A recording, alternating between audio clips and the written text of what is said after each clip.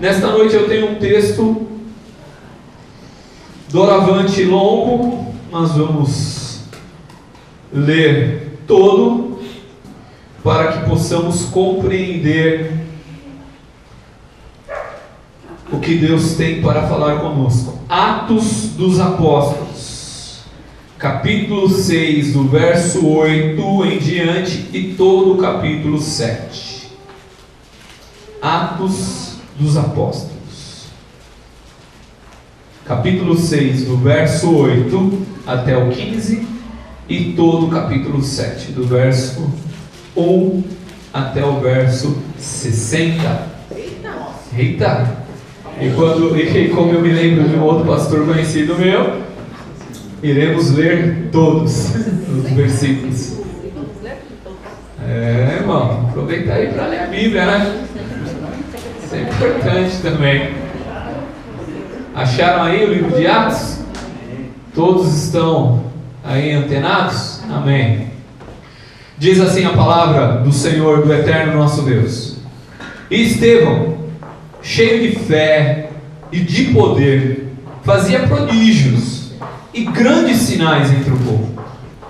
E levantaram-se alguns que eram da sinagoga chamada dos libertos, e da sinagoga dos sirineus, e da sinagoga dos alexandrinos, e dos que eram da Cilícia e da Ásia, e disputavam com Estevão, e não podiam resistir à sabedoria e ao espírito com que falava. Então subornaram uns homens para que dissessem: ouvimos-lhes proferir palavras de blasfêmia contra Moisés e contra Deus. E excitaram o povo, os anciões e os escribas, e investindo com ele, o arrebataram e o levaram ao conselho, isto é, ao sinédrio.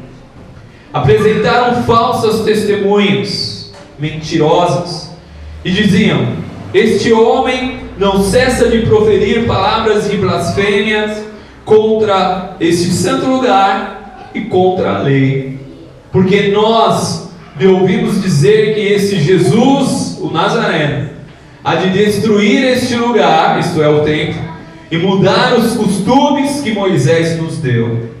Então todos os que estavam assentados no conselho, no sinédrio, fixando os olhos nele, viram o seu rosto como o rosto de um anjo. Capítulo 7. E disse o sumo sacerdote: porventura isto é assim? Ele perguntou. Ele disse: então respondeu Estevão: varões, irmãos e pais, ouvi. O Deus da glória apareceu a Abraão, nosso pai, estando na Mesopotâmia, antes de habitar em Harã, e disse-lhe: sai da tua terra, de dentro da tua parentela, e dirige-te à terra que eu te mostrar. Então saiu da terra dos caldeus e habitou em Harã. E dali, depois que seu pai faleceu, Deus o trouxe para esta terra em que habitais agora. E não lhe deu nela herança, nem ainda o espaço de um pé, mas prometeu que lhe daria a posse dela, e depois dele a sua descendência, não tendo ele filho ainda. E falou Deus assim: que a sua descendência seria peregrina em terra alheia, e a sujeitariam à escravidão e a maltratariam por 400 anos. E eu julgarei a nação que os tiver escravizado, disse Deus. E depois disso sairão e me servirão nesse lugar. E deu-lhe o pacto da circuncisão, e assim gerou a Isaque, e o circuncidou ao 8º dia. E Isaque a Jacó, e Jacó aos 12 patriarcas. E os patriarcas, movidos de inveja, venderam a José para o Egito, mas Deus era com ele, e livrou-o de todas as suas tribulações, que foram muitas, abre aspas. E lhes deu graça e sabedoria ante Faraó, rei do Egito, que o constituiu governador sobre o Egito e toda a sua casa. Sobreveio então a todo o país do Egito e a Canaã fome e grande tribulação, e nossos pais não achavam alimento. Mas tendo ouvido Jacó que no Egito havia trigo, enviou ali nossos pais a primeira vez. E na segunda vez foi José conhecido por seus irmãos, e a sua linhagem foi manifesta a Faraó. E José mandou chamar a Jacó, seu pai, e a toda a sua parentela, que era de 75 almas. E Jacó desceu ao Egito, morreu, e ele, os nossos pais. E foram transportados para Siquém, e depositados na sepultura que Abraão comprara, por certa soma de dinheiro, dos filhos de Hamor, pai de Siquém. Mas, aproximando-se porém o tempo da promessa, que Deus tinha feito a Abraão, o povo cresceu e se multiplicou no Egito, até que se levantou outro rei que não conhecia José. Esse, usando de astúcia contra a nossa linhagem, maltratou os nossos pais ao ponto de os fazer enjeitar as suas crianças, para que não se multiplicassem. Neste tempo, nasceu Moisés, e era muito formoso, e foi criado 3 meses na casa de seu pai. E sendo enjeitado, tomou a filha de Faraó, e o criou como seu filho. E Moisés foi instruído em toda a ciência dos egípcios, e era poderoso em suas palavras e obras. E quando completou a idade de 40 anos, veio ao coração ir visitar os seus irmãos, os filhos de Israel. E vendo maltratado um deles, o defendeu e vingou o ofendido, matando o egípcio. E ele cuidava que seus irmãos entenderiam que Deus lhe havia de dar a liberdade pelas suas mãos. Mas eles não entenderam. E no dia seguinte, pelejando eles, foi por eles visto e quis levá-los à paz, dizendo: varões, sois irmãos, por que vos agravais uns ao outro? E o que ofendia o seu próximo o repeliu, dizendo: quem te constituiu príncipe e juiz sobre nós? Queres tu matar-me como ontem mataste o egípcio? E a esta palavra fugiu Moisés, e esteve como estrangeiro na terra de Midian, onde gerou 2 filhos. E completado 40 anos, apareceu-lhe o anjo do Senhor no deserto do monte Sinai, numa chama de fogo em um sarçal. Então Moisés, quando viu isto, se maravilhou da visão, e aproximando-se para observar, foi dirigida a voz do Senhor, dizendo: eu sou o Deus de teus pais, o Deus de Abraão, e o Deus de Isaque, e o Deus de Jacó. E Moisés, todo trêmulo, não ousava olhar, e disse-lhe o Senhor: tira a sandália dos pés, porque o lugar em que está é terra santa. Tendo visto atentamente a aflição do meu povo que está no Egito, e ouvi os seus gemidos, e desci para livrá-los. Agora, pois, vem, pois enviar-me-ei ao Egito. E a este Moisés, ao qual haviam negado, dizendo: quem te constituiu príncipe e juiz? A este enviou Deus como príncipe e libertador, pela mão do anjo que lhe aparecera no sarçal. Foi este que conduziu para fora, fazendo os prodígios e sinais na terra do Egito e no Mar Vermelho e no deserto por 40 anos. Este é aquele Moisés que disse aos filhos de Israel: o Senhor vosso Deus vos levantará dentre vós, irmãos, um profeta como eu, e a ele ouvireis.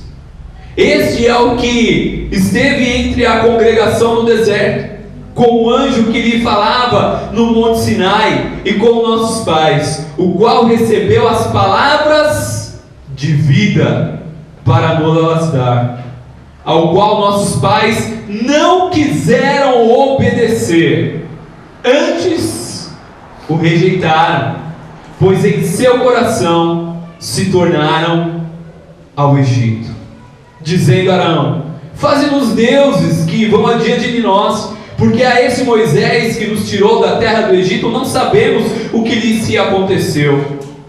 E naqueles dias fizeram um bezerro e ofereceram sacrifícios ao ídolo e se alegraram nas obras de suas mãos. Mas Deus se afastou e os abandonou, que servissem aos exércitos do céu, como está escrito no livro dos profetas. Porventura me oferecestes vítimas de sacrifício no deserto por 40 anos, ó casa de Israel? Antes, vós tomaste o tabernáculo de Moloque e a estrela do vosso Deus Renfã, figuras que vos fizestes para adorar. Transportavos-eis, pois, para além de Babilônia. Estava entre nossos pais no deserto o tabernáculo do testemunho, como ordenara aquele que disse a Moisés que o fizesse segundo o modelo que tinha visto, o qual nossos pais, recebendo-o também, o levaram com Josué, quando entraram na posse das nações que Deus lançou para fora da presença de nossos pais até os dias de Davi, que achou graça diante de Deus e pediu que pudesse achar tabernáculo para o Deus de Jacó, e Salomão lhe edificou a casa. Mas o Altíssimo não habita em templos feitos por mãos de homem, como diz o profeta: o céu é o meu trono, e a terra o estrado dos meus pés. Que casa me edificareis, diz o Senhor? Ou qual é o lugar do meu repouso? Porventura não fez a minha mão todas essas coisas? Homens de dura cerviz e incircuncisos de coração e ouvidos, vós sempre resistis ao Espírito Santo. Assim vós sois como os vossos pais. A qual dos profetas não perseguiram vossos pais? Até mataram os que anteriormente anunciavam a vida do justo, Jesus Cristo, do qual vós agora fostes traidores e homicidas. Vós que recebeste a lei por ordenação dos anjos e não aguardastes. E ouvindo então eles, o sinédrio, enfureceram-se em seus corações e rangiam os dentes contra ele. Mas ele, estando cheio do Espírito Santo e fixando os olhos no céu, viu a glória de Deus e Jesus que estava à direita de Deus, e disse: eis que vejo os céus abertos e o Filho do Homem que está em pé à mão direita de Deus. Mas eles gritaram com grande voz, taparam os ouvidos e arremeteram unânimes contra ele, e o expulsando da cidade, o apedrejavam. E as testemunhas depuseram as suas vestes aos pés de um jovem chamado Saulo, e apedrejaram a Estevão, que em invocação dizia: Senhor Jesus, recebe o meu espírito. E pondo-se de joelhos, clamou com grande voz: Senhor, não lhes imputes este pecado. E tendo dito isto, adormeceu. Feche seus olhos. Querido e maravilhoso Deus, nós te damos graças e te louvamos, Senhor. Tu és maravilhoso, Tu és rico, Tu és majestoso. Nesta noite pedimos que o Senhor venha encher-nos com o Teu Santo Espírito, que o Senhor possa colocar em nós, ó Deus eterno, a vocação, o ímpeto, a coragem, a força, o foco, ó Deus eterno, a fé que Estevão teve, ó Deus eterno, no seu ministério, ó Deus, que foi tão curto, mas na sua vida, ó Deus eterno, que foi tão importante para a Tua igreja. Em tudo clamamos a Ti, Senhor, que possamos ter a mesma visão, que possamos ter, ó Deus, os mesmos objetivos, que é ter o nosso coração diante do Senhor todos os dias, independente de quem, ó Deus eterno, está ao nosso redor. A nossa vida venha a ser exemplo de fidelidade e santidade, como foi a vida de Estevão. Em tudo nós louvamos e glorificamos o Teu santo nome. Fala conosco poderosamente, como o Senhor já tem falado através do louvor e das orações, em nome de Jesus. Amém. Podeis se assentar. É um texto demasiadamente longo, mas eu não poderia deixar faltar todo esse contexto para entendermos verdadeiramente o objetivo principal da vida de Estevão. Estevão era um jovem que foi eleito na instituição dos diáconos, juntamente com outros que eram cheios também de coragem, de fé, que se resume em uma palavra: cheios do Espírito Santo, cheios da vontade de servir, cheios da vontade, porque era servir, irmãos. Os diáconos foram instituídos para servir ao povo. Mas o que me espanta, o que me chama a atenção, o que me deixa impactado, era o profundo conhecimento da palavra que Estevão tinha. Lógico que nós não podemos descartar em momento algum, de forma nenhuma, a atuação tão poderosa na vida de Estevão. Primeiro que várias vezes, no capítulo 6, se você for ler do início, do versículo 1, que eu não quis me deter no início, na instituição dos diáconos, mas ali já dizia que ele claramente era cheio do Espírito Santo. Depois, novamente, a partir do verso 8, diz: Estevão, cheio de fé e de poder, fazia prodígios, cheio do Espírito Santo, ao ponto que as pessoas olharam para ele e viram nele a imagem de um anjo. Eu teria me espantado. Eu falava: não, com esse aí eu não vou nem me colocar contra. Mas note que, infelizmente, o ser humano possui uma característica letal, fatal para ele mesmo, que é de ignorar os sinais. Os sinais que Deus vai apresentando, que Deus vai colocando diante dos olhos dos homens. Primeiro, aqui diz que Estevão era cheio de fé e de poder, e estava fazendo grandes sinais e prodígios. Eu já ficaria meio com o pé atrás. Mesmo que eu tivesse alguma dúvida, eu ia querer ouvi-lo primeiro, ia querer ver em que se baseava a sua fé, porque o poder de Deus estava sendo tão eficaz através da vida daquele jovem, porque era um jovem. Mas note que infelizmente não foi isso que aconteceu. As pessoas estavam se beneficiando dos sinais, vendo as maravilhas, mas a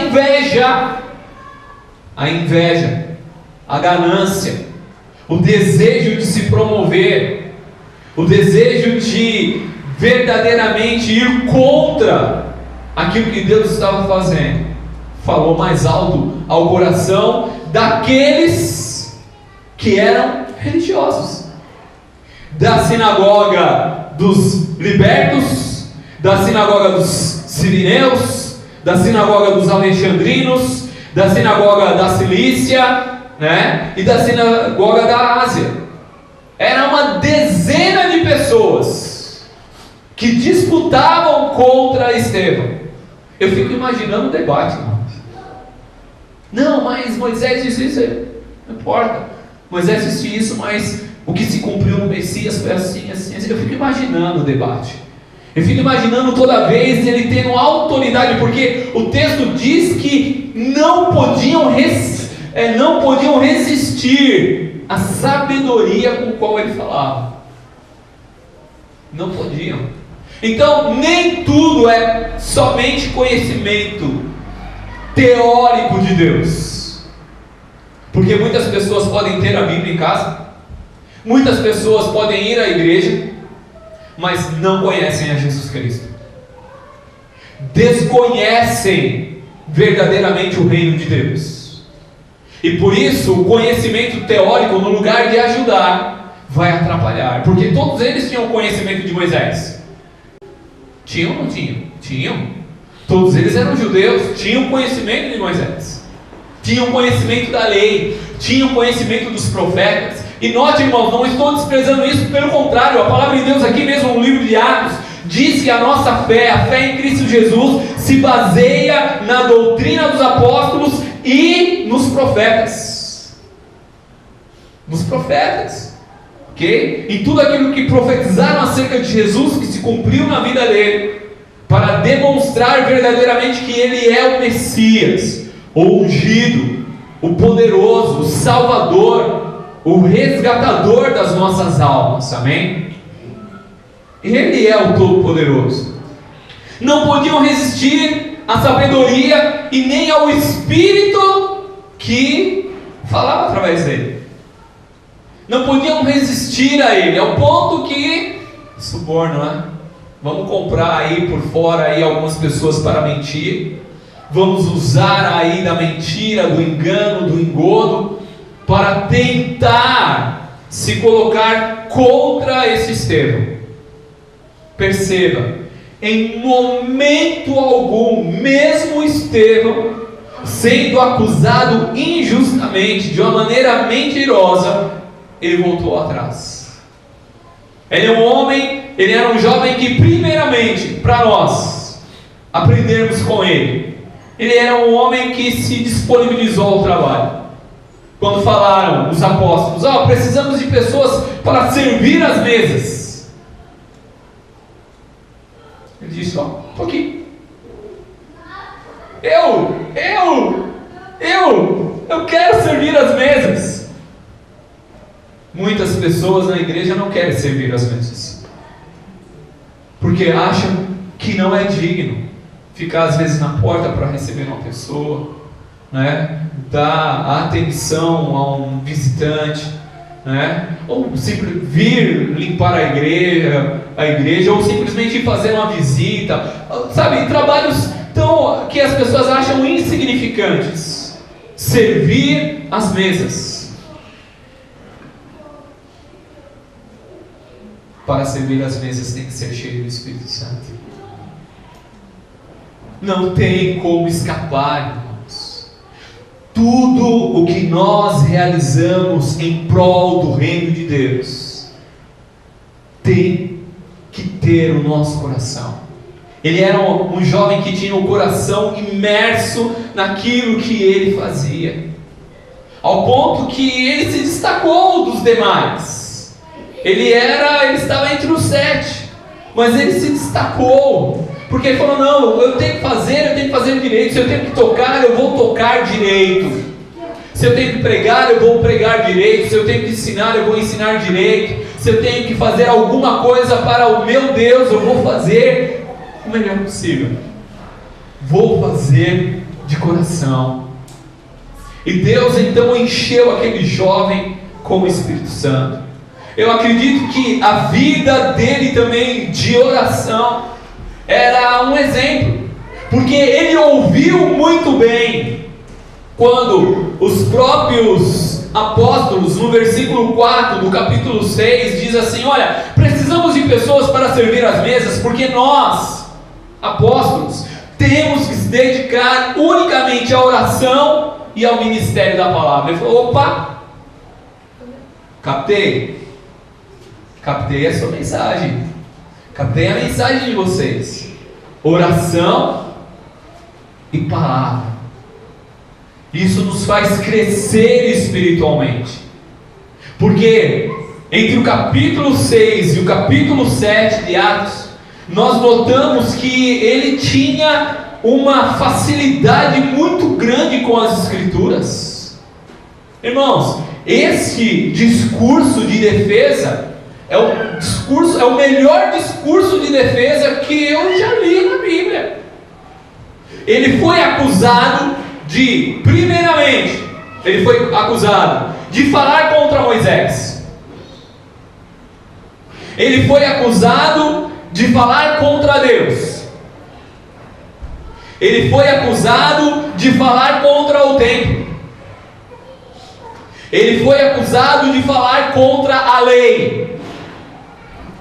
E ele se defende de tudo de uma maneira maestral, de uma maneira espetacular. Porque a primeira coisa que ele fala, chegam para ele e perguntam, era uma pergunta de praxe, que provavelmente aqui o sumo sacerdote ainda era o próprio Caifás que tinha crucificado Jesus. Era ele mesmo. A mesma pergunta que ele fez para Jesus, quando ele disse, é verdade tudo isso que estão falando de você? Você é mesmo o Messias? É verdade tudo isso? Aí ele chega para Estevão e diz assim: porventura, é verdade tudo isso que estão falando de você? Alguém pode chegar para você e o diabo, através de uma pessoa, vai fazer a minha pergunta: é verdade que você está indo na igreja agora? Olha, é verdade que agora você é crente? Né? Não sabe, às vezes, nem o que responder, né? Não, é verdade que agora você está lendo a Bíblia? Não, é verdade. Sim, é verdade. É verdade, irmãos, temos que defender a nossa fé. É verdade. Isso que nós começamos também a aprender com Estevão. Ele começa e ele diz: varões, irmãos e pais. Primeiro, ele se identifica com todo mundo. Não é porque ele agora conhece a Cristo Jesus que ele fala: não, agora eu sou cristão, não sou judeu. Não, eu sou igual a você. Eu conheço o Messias, eu conheço a Jesus, mas eu sou da família de vocês. Sou igual. O que aprendemos? Aprendemos que depois que a gente se converte, que a gente nasce de novo, a gente não vira aquele crentão santo. Não vou na festa de aniversário lá do meu cunhado. Não vou. De jeito maneira. Agora os crentes, não posso pisar naquele lugar. Não, irmão. É lá que você tem que brilhar, entendeu? É lá que você tem que brilhar. É no meio da sua família, entre os seus. Não é rejeitá-los porque agora conhecemos a verdade do Evangelho. Pelo contrário, é agora que nós vamos fazer a diferença. Amém? É agora que nós vamos fazer a diferença. Aí ele diz: varões, meus irmãos e meus pais. Colocou todo mundo em autoestima. E ele diz: o Deus da glória apareceu a Abraão, nosso pai. Ele já começa mostrando: ó, eu não falei nada contra Deus, pelo contrário, Ele é o Deus da glória. Primeira defesa: eu não deixei o nosso Deus, eu não deixei o Todo-Poderoso, o Soberano, pelo contrário, Ele é o Deus da glória e Ele apareceu ao nosso Pai. Aquele que é pai de vocês, Abraão, também é o meu pai. Ele continua se identificando. Às vezes as pessoas olham para nós e nós achamos que temos uma superioridade porque conhecemos o Evangelho. Isso não é verdade, irmãos. Nós não somos maiores do que ninguém. E isso também aprendemos com Estevão. E ele diz: olha, apareceu ele ao nosso pai, pediu para sair de lá, falou, né, do período que eles iam ficar presos. E mesmo assim, o que acontece? Aí ele começa a discorrer e demonstrar que, primeiro, ele não falou nada contra Deus e nada contra Abraão. Segundo, que o problema recorrente da perversidade do coração humano pode atingir qualquer pessoa, mesmo aqueles que muitas vezes até conhecem o Evangelho. Muitas vezes, irmãos, nós temos que aprender a perdoar até os nossos irmãos em Cristo, que muitas vezes vão falhar conosco. Por que eu estou dizendo isso? Porque no versículo 9 diz assim: os patriarcas, os filhos de Jacó, os 12, aqueles que eram para ter na sua mente, na sua consciência, que eram escolhidos, que foram circuncidados ao 8º dia, que estavam debaixo da aliança de Abraão, movidos por inveja, venderam o próprio irmão. Se os irmãos que deveriam conhecer o propósito de Deus, porque quando José começou a falar dos sonhos, irmãos, quando José começou a falar: não, eu sonhei com 12 estrelas, o sol e a lua, Opa, estamos nessa. Não, eles se prostravam diante de mim. Opa, vamos ver o que pode ser isso. Não, a ira subiu ao coração deles. Então muitas vezes as pessoas, até mesmo no meio cristão, não vão entender o que Deus está fazendo na sua vida, não vão entender o que Deus está trabalhando na sua vida, e muitas vezes no lugar de te ajudarem, não preciso nem falar mais nada, né?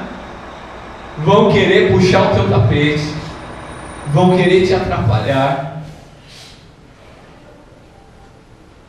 José ficou irado com eles? A Bíblia não diz que ficou irado. José passou poucas e poucas.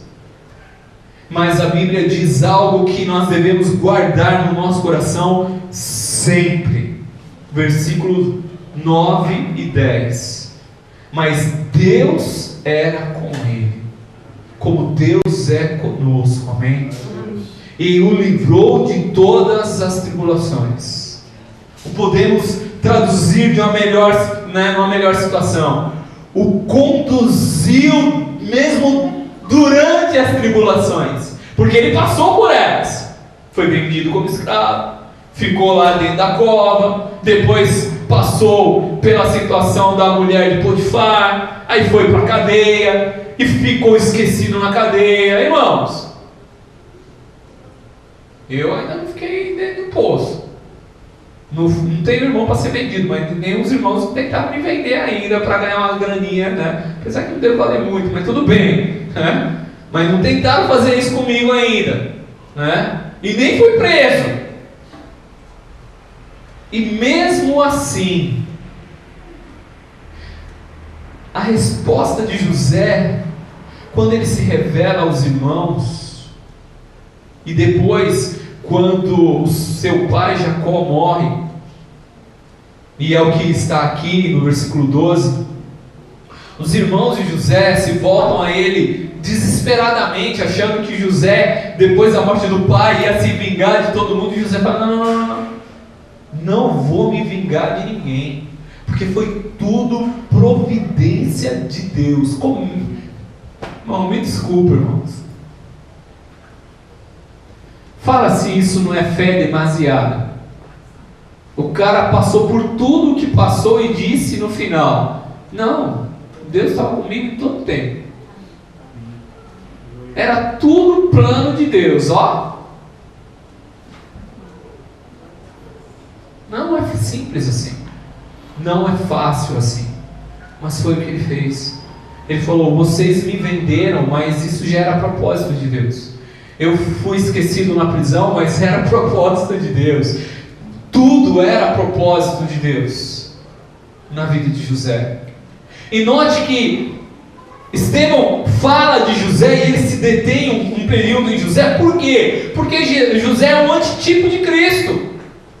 O que aconteceu com José de ser rejeitado pelos próprios irmãos que o deveriam ter acolhido e reconhecido que em José existia um plano de Deus, aconteceu com Jesus. Estevão estava dando uma alfinetada mesmo neles, falando: ó, se os próprios patriarcas, por inveja, não reconheceram o plano de Deus em José, da mesma maneira vocês não reconheceram que o Messias é o Messias. E aí eles já devem ter ficado com um pezinho meio atrás. Mas note que o discurso de Estevão, e isso que eu vou falar é importante, gradativamente o discurso de Estevão não segue somente a cronologia da história hebraica, mas ela cresce em intensidade. E o tanto quanto vai crescendo em intensidade, ele já sabia que ele não ia sair vivo dali. Ele já sabia que ele, a cada palavra que ele falava, a cada testemunho que ele dava, a cada momento que ele conseguia explanar de uma maneira espetacular a palavra de Deus, ele estava assinando a sentença de morte dele. Ele sabia disso. Ele tinha plena certeza disso. Por isso, em momento nenhum, ele voltou atrás. Em nenhum momento. Eu espero que isso possa também estar no nosso coração. Se um dia for necessário defendermos a nossa fé, a gente já saiba que não tem que voltar atrás. É dali para a glória, irmãos. É dali para frente. Não tem que tirar a mão do arado, ou ter dúvida, ou ter medo, ou ter angústia. Não, irmãos. Jovem, tinha toda a vida ainda pela frente, mas ele decidiu ir até o fim. E continua ele. Ele continua no seu, na sua explanação, e algo que ele deixa muito claro também. Sempre ele procura de alguma maneira introduzir a Cristo. E ao ponto que naquela época eles já esperavam o Messias, devido à profecia no livro de Daniel, falando das 70 semanas. Então, ele diz claramente no versículo 17: aproximando-se, porém, o tempo da promessa. Era mais uma alfinetada, porque ele estava falando: olha, a promessa veio, e vocês não acreditaram. A promessa está aí, mas vocês não estão enxergando.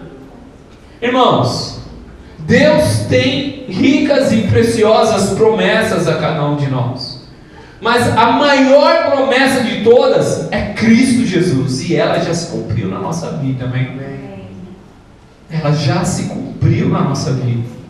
Mas também nós devemos entender que quando estiver se aproximando alguns tempos na nossa vida, muita coisa vai mudar. Deus dá umas invertidas na nossa vida de vez em quando, porque Deus tem os seus propósitos. Ele tem mesmo. E muitas vezes nós até não entendemos, mas Ele tem. E quando vai se aproximando alguns momentos na nossa vida, Ele vai mudando algumas coisas, permitindo algumas coisas acontecer, para que o plano dele se cumpra em nossa vida. Depois ele fala de Moisés. Ponto terceiro. Lembre-se que acusaram ele de falar contra Moisés. Ele diz: não, de maneira nenhuma. Moisés é o nosso legislador, é aquele que nos trouxe a palavra, nos trouxe a lei. Mas, de novo, ele dá uma cutucada. Ele diz: olha, mesmo Moisés, já entendendo que Deus queria usá-lo para libertar o povo entendeu? Não entendeu. De novo ele estava cutucando eles, falando: olha, vocês estão desonrando a Moisés, porque Moisés disse que Deus levantaria um profeta igual a ele, que é o Messias, que veio, e vocês não o aceitaram. Quer dizer, em outras palavras, ele está falando: não adianta ter mentalmente, somente na mente, não, eu creio em Deus, Deus é 10, Deus é 10, não, Deus é espetacular, mas o coração longe dele. Não adianta, irmãos, isso não muda as pessoas. E outra coisa, ele fala algo aqui espetacular, no versículo 33, ele fala quando Deus se apresenta, ele diz assim: tira a sandália dos teus pés, porque onde você está é terra santa. Mas ele usa esse texto de maneira a mostrar para eles que só é santo onde Deus está. Porque para eles, Jerusalém é a terra santa. Mas santa por quê? Porque eles precisam de um símbolo. As pessoas estão carregando símbolos e não a santidade. Não, esse aqui, não, isso aqui vai me proteger. É só um símbolo, irmão. Isso não traz a presença de Deus. Não, mas me deram isso aqui para me levar para minha casa, para me colocar lá no meu quarto. é santo. Não, não é, irmão. Desculpa. Não é, isso é só um símbolo. Isso não traz a presença de Deus. A presença de Deus tem que estar no coração. Aonde Ele está, aí sim é santo. Por isso, Ele está onde? Nos nossos corações. Por isso a nossa vida tem que ser uma vida santa. Não adianta levar uma vida toda desgovernada e cheia de patuá para todo lado, e achando que só por causa de aquele monte de coisa que as pessoas têm em casa ou carregam com ela, até aquela nota de dólar lá, meu irmão, que você deixa lá para falar que vai trazer prosperidade na sua carteira, isso aí é mandinga, viu? Não queria te deixar meio triste, não, aquela nota de euro, de quando você viajou, que você deixou no meio da sua carteira lá. Então, isso aí é mandinga, irmão, isso aí não traz nada não, pode se desfazer dela. Eu sei que, felizmente, não, é que eu deixei, não, tudo bem, irmão. Mas entendeu o contexto? Captou a mensagem? É isso, irmãos. O que é santo é Ele na nossa vida. Ele é santo. Ele transforma. Ele modifica. E se tem que mudar alguma coisa na nossa vida, é porque o tempo está se aproximando de mudar algumas coisas na nossa vida. E Ele então enaltece, Ele demonstra que Moisés era importante, e que a palavra, a lei também era importante, ao ponto que no versículo 38 ele diz: Moisés recebeu a palavra da vida para nos dar. Palavra de Deus é a única coisa que nos santifica. Jesus em sua oração diz: Senhor, santifica-nos na verdade. A tua palavra é a verdade. A prática da palavra não é também sorte, não é aqueles coisinhas da caixinha da sorte, bíblica. Isso também não adianta. Você vê que só tem coisa boa ali, Porque se fosse colocar todos os versículos, tirar aquele versículo lá de Judas, e Judas foi se enforcar, não ia ser uma boa, não ia dar certo.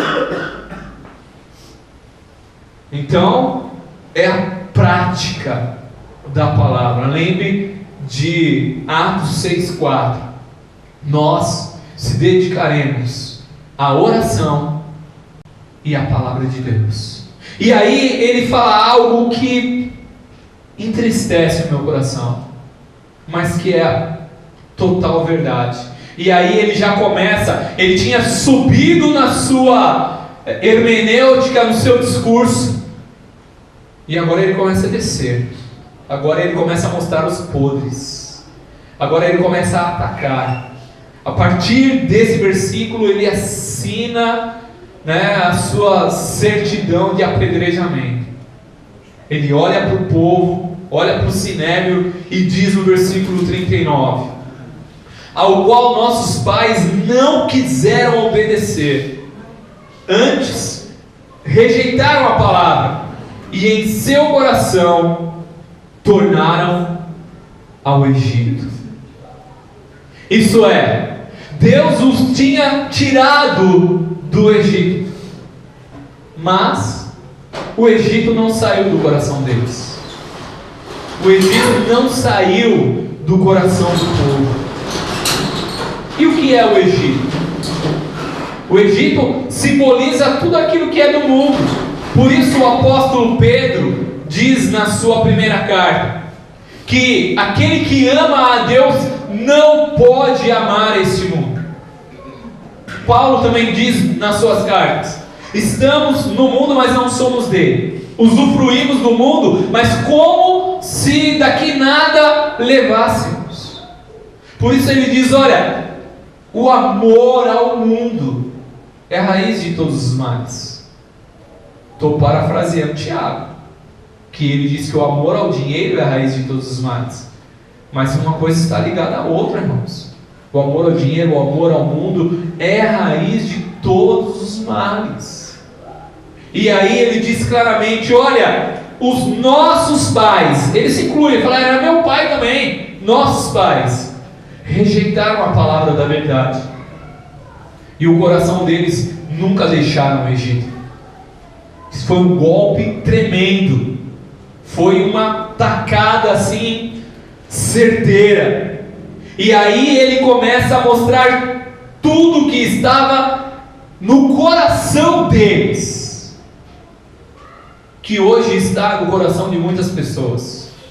Muitas pessoas que não entendem que Cristo Jesus é o nosso maior objetivo. E ele diz: disseram a Arão, faze-nos deuses. Queremos adorar alguma coisa que possamos ver. Hoje as pessoas têm vários deuses, ídolos, pessoas, cantores, atletas, pessoas importantes. Elas querem adorar alguma coisa. Não mudou nada, irmãos. Como diz o sábio Salomão, nada muda debaixo do sol. O que foi ontem será amanhã. É tudo igual. O coração do homem é altamente corrupto, e busca as coisas do Egito, o amor ao mundo. Veja, irmãos, nós vamos utilizar das coisas aqui, mas o nosso coração não pode estar nas coisas aqui. Jesus mesmo disse: olha, aonde estiver o teu tesouro, estará também o seu coração. Deus diz no Antigo Testamento: filho meu, dai-me o teu coração. Deus fala ali em Jeremias: vou tirar o coração de pedra e vou colocar dentro de vocês o coração de carne, para que vocês possam me sentir a minha presença, entender o que eu desejo para vocês. E aí ele diz: ó, fizeram um bezerro de ouro, se alegraram, e o pior de tudo, a ilusão do homem. Você conhece a ilusão do homem? Quando eu entendi esse texto, juntamente com o texto de Romanos, no capítulo 1, eu fiquei espantado. Fiquei espantado de perceber que Deus não trata conforme nós imaginamos. Não trata. Eu estava até comentando com o irmão Anacleto hoje, que ele foi me fazer uma visita. Eu disse: olha, nós não somos deuses. Porque se eu fosse, a primeira coisa que ia acontecer quando Adão e Eva pecou, matava os dois na hora. Aí pegava o barrinho, fazia um novo Adão. Beleza, novo Adão. Tirava a costela, fazia ele dormir, tirava a costela, fazia uma nova Eva. Aí pegava na mãozinha dos dois, levava lá na sepultura dos dois, do Adão e Eva que morreu, desenterrava e mostrava: tá vendo esses dois esqueletos aí? Era igualzinho a vocês. Se vocês pôr a mão naquela árvore ali, eu der ouvido para aquela serpente que está passando ali na tua frente, vocês vão morrer igual a eles. Bem didático, irmão. Mais didático do que esse possível. Vocês acham que ia funcionar? Poderia funcionar, mas Deus não age conforme nós pensamos. Seria bem, né? Aí já pensou, Adão e Eva novo, sem pecado. Aí Deus sempre lembrando: ó lá, o esqueletinho, ó. Se vocês errar, eu acabo com vocês também. Mas não foi assim que Deus agiu. Deus não trabalha muitas vezes da maneira que nós imaginamos, e nem age da maneira que nós imaginamos que Ele vai agir. Ao ponto que nós imaginamos, e todos nós, irmãos, pensamos da mesma forma. O cara pisa na bola com a gente não fala, mas a gente pensa. Deus nunca vou consumir isso. A gente pensa, não pensa? Deus não age assim. Não age. Deu alguma coisa errada na nossa vida, alguma coisa, fala: puxa vida, Deus, o Senhor já podia terminar logo com isso e já... Não é verdade? Deus age de uma maneira inesperada, irmãos. Ele age com uma espada de dois gumes. Ele continua a oferecer o seu amor, a sua misericórdia, sua compaixão. Mas se a pessoa entra pelo caminho de pecados, preste atenção nisso, por favor. Se a pessoa entra no caminho de pecados e não se arrepende, continua, Deus a abandona no caminho de pecados. E ela continua a produzir pecados. E como diz Paulo, acumulando ira para o dia da ira. Como diz Paulo ali em Romanos, no capítulo 1, Deus nos abandonou a uma mentalidade reprovável. Note que no versículo 42 aqui, do capítulo 7, diz assim: mas depois que eles fizeram o bezerro de ouro, Deus castigou? Sim, através de Moisés, mas diz aqui claramente que Deus se afastou e os abandonou, para que servissem ao exército dos céus. Deus continuou oferecendo o amor dele, continuou. Deus continuou orientando, continuou. Deus deixou de mandar os profetas? Não, continuou mandando os profetas. Deus continuou mandando as pessoas para alertar. Deus continuou anunciando a palavra de Deus, tanto no Antigo como no Novo Testamento. Mas se a pessoa enveredar pelo caminho da desobediência e não quiser se voltar a Deus, Deus simplesmente se afastou deles, deixou eles seguir os pensamentos que eles tinham. Isso é triste, irmãos. Triste. Pessoa tem que entender que por si só, cada pessoa tem responsabilidade diante de Deus. Responsabilidade de entender o mínimo possível. Falar, não, Deus está tentando fazer alguma coisa na minha vida. Eu tenho que me consertar. Eu tenho que me deixar ser tocado por esse Deus. Entende? Deus nunca vai desistir de nós. Somos muitas vezes nós que desistimos dele. E foi isso que aconteceu com o povo de Israel.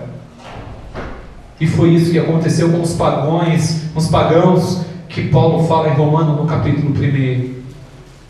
E aí ele demonstra que o coração deles estava distante de Deus, porque ele mesmo diz, Deus fala assim, mas por 40 anos vocês ofereceram sacrifícios a mim? Sim, também, ofereceram sacrifícios também a Deus, mas tinha mistura.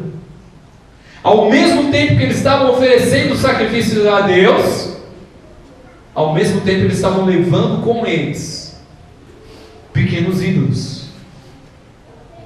durante os 40 anos no deserto. E também ofereciam sacrifícios a esses ídolos nas suas tendas. Ao ponto que no final do livro de Josué diz assim, olha, eu e a minha casa serviremos ao Senhor. Agora vocês vão querer servir a Deus ou vão ficar aí entre dois pensamentos? Por quê? Porque mesmo depois de entrarem na terra, o povo ainda estava dividido entre Deus e a desobediência. O povo ainda estava voltado a se dividir. E eu tenho que te dizer uma coisa: Deus não quer dividir você com ninguém. Deus não quer dividir a sua vida com ninguém. Deus não quer. Ele não divide nem a glória dele como imagem de escultura e nenhum outro ser. É o que diz lá em Isaías 42:8. Ele não divide a glória dele com ninguém, muito menos nós. Ele também não divide com ninguém. Então, o que ele requer de nós é verdadeiramente nos posicionarmos. Porque eles falavam, vocês estão falando que adoram a Deus, mas também estão adorando a outros ídolos. Como que fica isso? Não fica. E aí Deus deu uma puxada de orelha neles e mandou eles para a Babilônia. E aí no final do seu discurso, ele demonstra que Deus, mesmo a toda aquela desobediência, Deus falou: não, tudo bem, vou habitar no meio de vocês. Ainda há esperança. Ainda há esperança. Mesmo em meio a toda desobediência, mesmo em meio a toda divisão, Deus fala: não, tudo bem, pode construir uma casa, eu vou estar lá com vocês, eu vou estar pronto a abençoá-los, eu não desisto de vocês. Deus não desiste de ninguém. Deus sempre está presente. E às vezes Deus dá uma chacoalhada para que a pessoa possa acordar e perceber: não, eu preciso realmente me consertar. E por fim, para fechar a situação de Estevão, ele diz a partir do verso 51: homens de dura cerviz, incircuncisos de coração e ouvido, vós sempre resisti ao Espírito Santo, assim vós sois como os vossos pais. E aí ele bateu o martelo. Ele disse: olha, vocês estão ouvindo tudo isso, são participantes de tudo isso, vocês deveriam entender que Jesus, o Nazareno, é o Messias, mas vocês viraram as costas. E aí ele diz: a qual dos profetas não perseguiu os vossos pais? Até mataram anteriormente os que anunciaram a vida do justo, do qual agora vocês também mataram. A posição de vocês está complicada. Em outras palavras, está falando: ó, não é por nada não, mas vocês não estão bem na foto. Falou: posso ser castigado por vocês, posso até morrer por isso que eu estou falando, mas vocês não estão bem. E é o que eu estou demonstrando para vocês. Mas a coragem de Estevão leva ele a dizer: vocês se rebelaram e receberam a lei por ordenança de anjos, mas não guardaram a lei. E aí tocou num ponto crucial, né? Porque eles tinham aquela exaltação própria, e falaram: não, nós somos os guardiões da lei. Como muitas pessoas hoje em dia falam: não, que é isso, eu sou uma ótima pessoa. E às vezes a gente até dá uma ajudinha, viu, irmãos? Uma ajudinha errada, mas a gente dá. Porque a gente olha às vezes para uma pessoa da família e fala assim: nossa, aquele cara é muito bom, só falta Jesus. Falta tudo. Se falta Jesus, falta tudo. Não, mas ele é, ó, nota 10, ó. Olha só, a família dele é exemplar. Pode até ser, irmãos. Se falta Jesus, falta tudo. Porque eles tinham a lei e obedeciam a lei nos seus ditames, né, do dia a dia, mas não tinham Cristo Jesus. E aí Estevão corajosamente diz: olha, sinto muito, vocês podem ser os guardiões da lei, mas vocês falharam com ela, porque a lei aponta a Cristo. A lei demonstra a Cristo. Moisés anuncia a Cristo, Abraão anuncia a Cristo, José é o exemplo de Cristo. Então tudo aponta para Cristo Jesus na nossa vida. É Cristo Jesus a nossa pedra preciosa, é Cristo Jesus o nosso maior tesouro. Amém? E aí, mostrando o que estava no coração deles, eles se enfureceram. Diz que eles se enfureceram aonde? No coração. No coração ficaram ofendidos, enfurecidos. Então nós temos que tomar cuidado, irmãos, para que nada venha contaminar o nosso coração.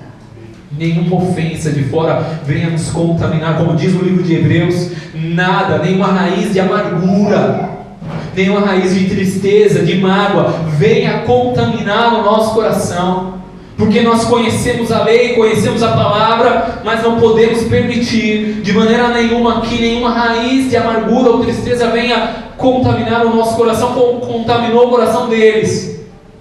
E não teve tempo. Eles não pararam para refletir em tudo aquilo que eles ouviram. Também eu fico imaginando que o discurso de Estevão foi bem duro. Ele não falou assim mansamente como eu estou falando, né, irmãos?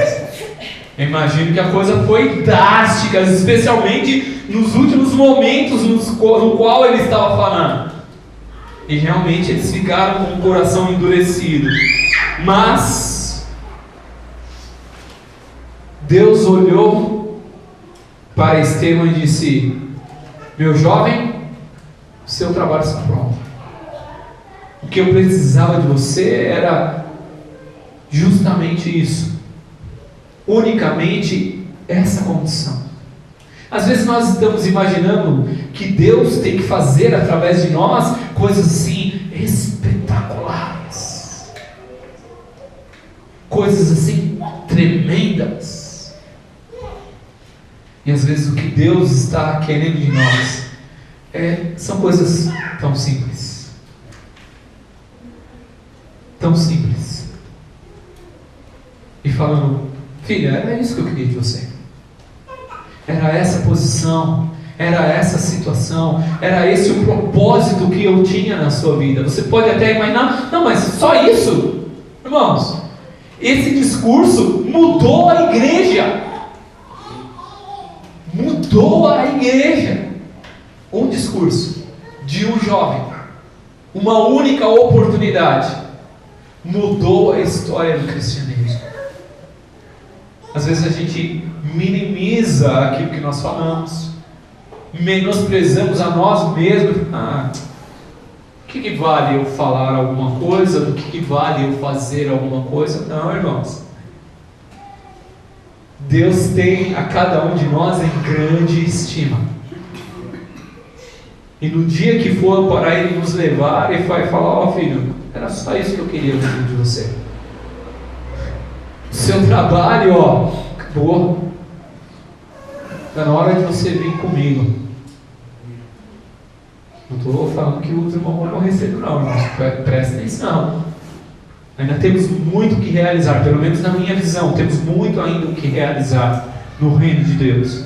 Mas é Deus que tem o controle de todas as coisas. E a comunhão dele com Deus, a ligação, não tinha sido interrompida. Apesar de ser arrastado para fora da cidade, ele vê o céu aberto, cara. Apesar da tensão, do medo, da angústia, de ouvir uma sentença irrevogável: ó, você vai morrer. O médico chega para mim e fala assim: não, isso aí não tem mais jeito não, cara, você vai morrer mesmo. Tudo bem. Tudo bem. Porque é Deus que tem o controle. Se é de um jeito ou de outro, Ele tem o controle. Teve o controle na vida de José, teve o controle na vida de Abraão, teve o controle na vida de Moisés. E todos eles que tentaram fazer alguma coisa por conta própria não deu certo. Mas quando Deus ia guiando a cada um deles, Deus ia conduzindo conforme o ditame, a vontade, o projeto, o plano dele para a vida de cada um deles. E é assim na nossa vida. Às vezes nós queremos fazer do nosso jeito, e a gente até tenta, e às vezes não dá certo mesmo. Mas conforme Deus vai nos colocando em algumas situações, e a gente fala: não, Deus, não tem jeito, você vai ter que me guiar aí. Então, me ajuda. Deus vai guiar, e Deus vai produzir o que Ele quer em nossas vidas. E a última semente foi um jovem chamado Saulo. Como a história do pato lá, do ganso, né? Que 100 anos depois viria o cisne. John Luz, quando morreu na fogueira, disse: olha, vocês estão matando o pato, mas daqui a 100 anos vai vir o cisne. Vocês não vão conseguir matá-lo. 100 anos depois nasce Martim Lutero. Talvez Estevão não tinha nem ideia. Estava sendo ali sacrificado, e ele nem imaginava que o homem que estavam depositando aos pés dele como testemunha-chave central daqueles que iam apedrejar as suas capas, E não era só essa função não, irmãos. Não era só essa função. Aprenda uma coisa. Aquele que era a testemunha central, ele segurava um pano. Segurava um pano. Se ele levantava o pano e sacudia o pano, parava o apedrejamento. Quer dizer que nas mãos de Paulo também estava o poder e a autoridade de parar o apedrejamento de Estevão, ao ponto que Paulo depois se retrata, e ele diz nas suas cartas, eu sou o mais vil de todos os pecadores, porque eu persegui a igreja, e eu fui testemunha da morte, eu infligi a morte sobre um servo de Deus.